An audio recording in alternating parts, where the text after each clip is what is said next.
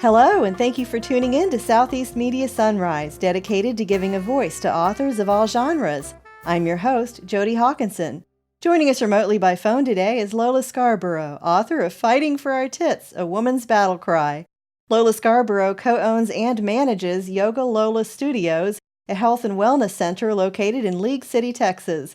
A 500-hour registered yoga teacher with over 25,000 hours of teaching under her belt, Lola has practiced yoga and meditation for the last 20 years. She has studied yoga, health, and wellness both at home and abroad.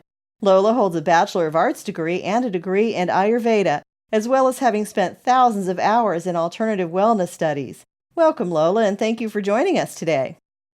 Hi, Jody. Thank you for having me on. I really appreciate you inviting me to your show.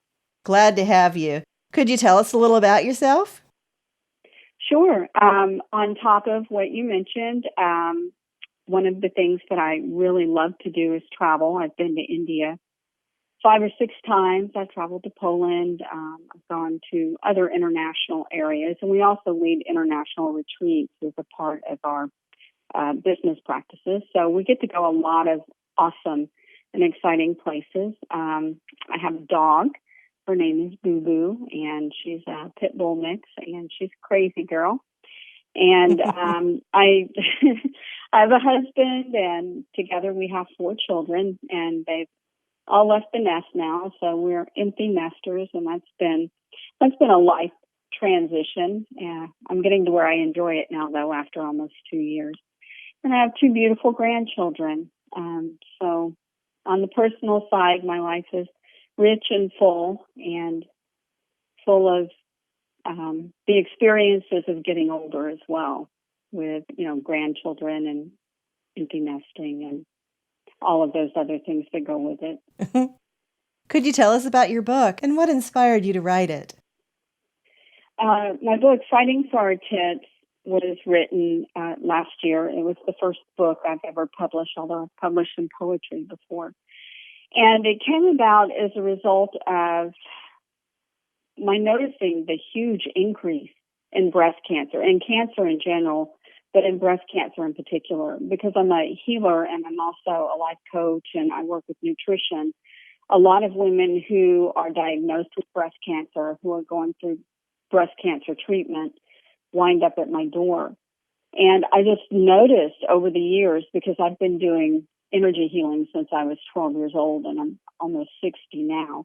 I was just alarmed, and I kept thinking, oh my gosh, there has to be something that is triggering all of this. There has to be things that are driving this.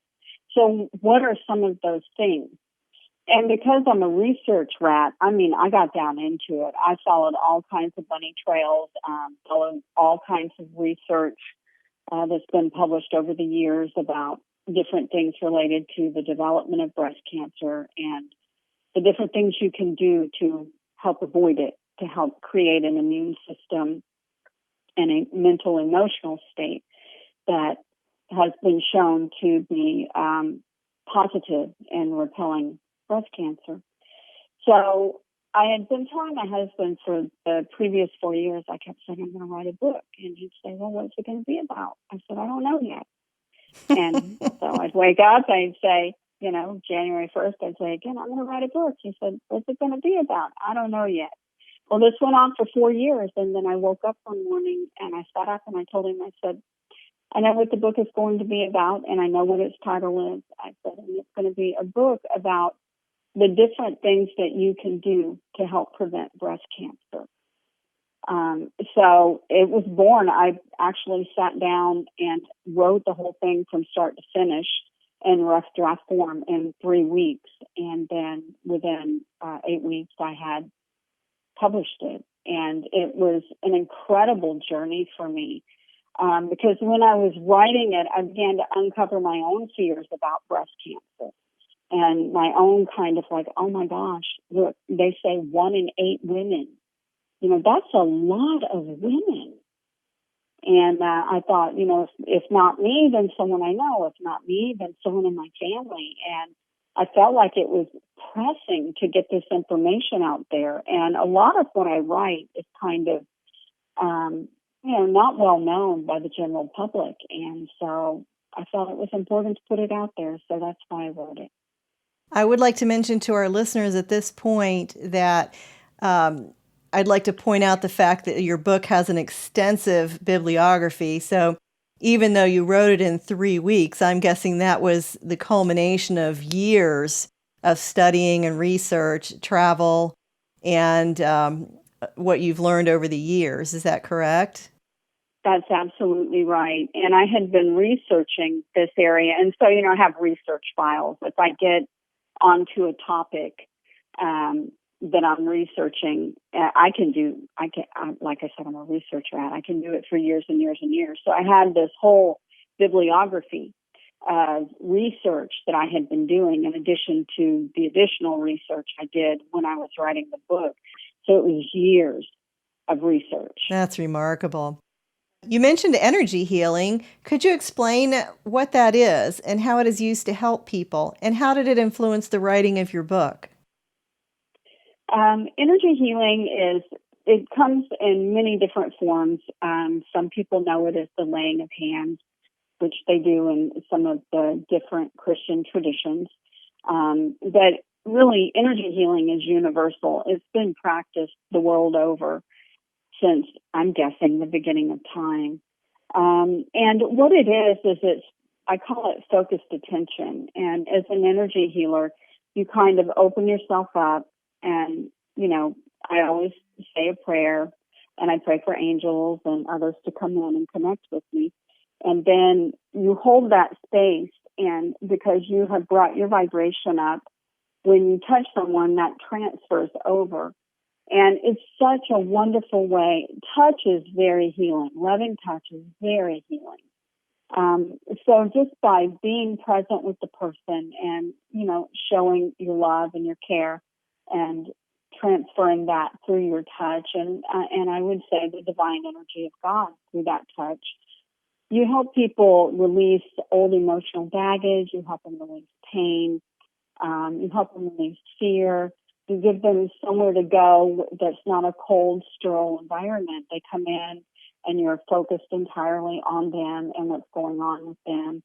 And it's very non-threatening and inclusive and loving. And I think it's something that is sorely needed in our environment. A lot of people have heard about yoga and meditation. Can you give us some tips? How might yoga and meditation help someone who is suffering from depression or anger? Well, there are a lot of breathing techniques, and there's a saying in yoga, and it says that if you can control your breath, you can control your life, and if you can control your life, you can control your destiny. So it all starts with learning how to breathe properly.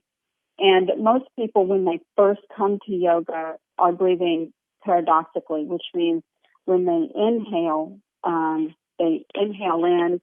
and they suck their stomach in. And when they exhale, they let their stomach out. That's called paradoxical breathing. The right way to breathe is when you inhale, you take a deep breath in, and it's in and out through the nose. You inhale in, and you feel the diaphragm lift and the rib cage expand, and the belly will rise a little bit, but you're not like blowing it out like a blowfish. And then on the exhale, as you exhale out through the nose, you slowly move the navel back in towards the spine. And in between the breaths, you just take a little pause. So you inhale in, take a pause. You can count to 2 or 3, then exhale out, moving the navel back. Take a pause, counting to 2 or 3, and then continuing that breath. When you do that, you tell your nervous system that everything is okay in your world. And your nerves begin to calm down, your heart rate drops, your mind becomes clearer and more focused. And yogic breathing, yogic slow deep breathing, also benefits the heart and the lymph in a way that paradoxical breathing does not. Yogic breathing is the kind of breathing that opera singers do. So people who sing know how to do this breath, or people who play things like the tuba, they know how to do this breath. And it has so many health benefits. So health tip number 1 is learn how to breathe properly and cultivate the art of awareness of your breath and let that bring all those wonderful benefits into your life. How much do you think diet influences disease? I know you put a lot of emphasis on it in your book. What's the importance of diet to you? Diet is everything. What you put in your mouth, you become. I tell people that your food is more intimate to you than your liver. It becomes your blood, it becomes your tissues, it becomes the mental quality of your thoughts. Everything that you put into your mouth has to be transformed into energy. And not everyone has the right diet. There are different, in the practice that I use, which is called Ayurveda, which is the lifestyle and medical system of India.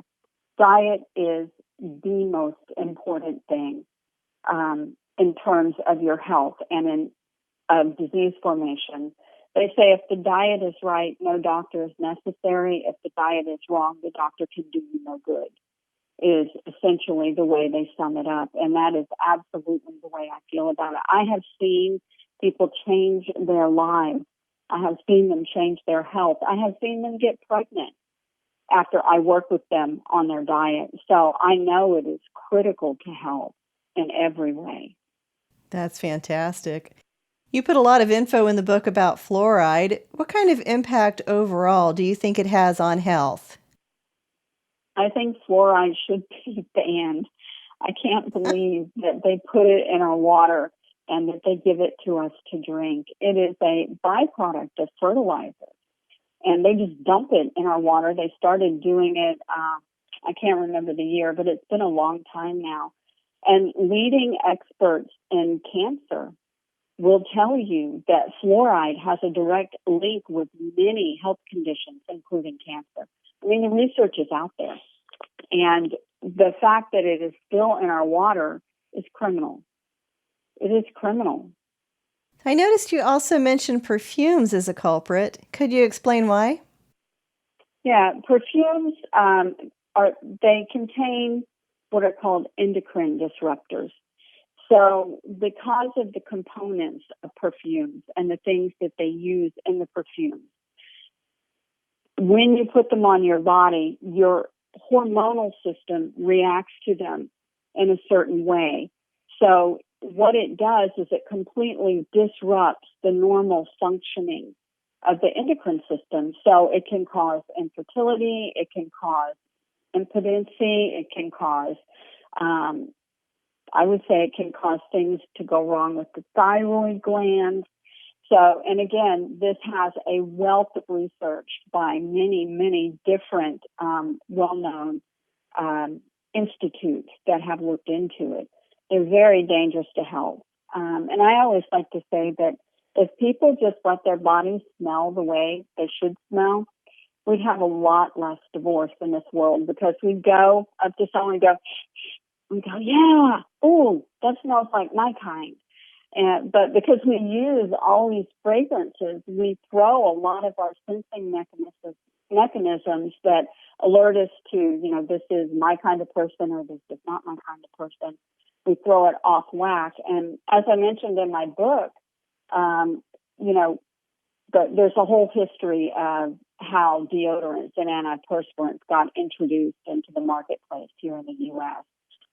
But when a man smells a woman who is not wearing a deodorant and she's ovulating, he actually knows, the primitive things in his brain know that she is ovulating, and it actually makes her a lot more attractive.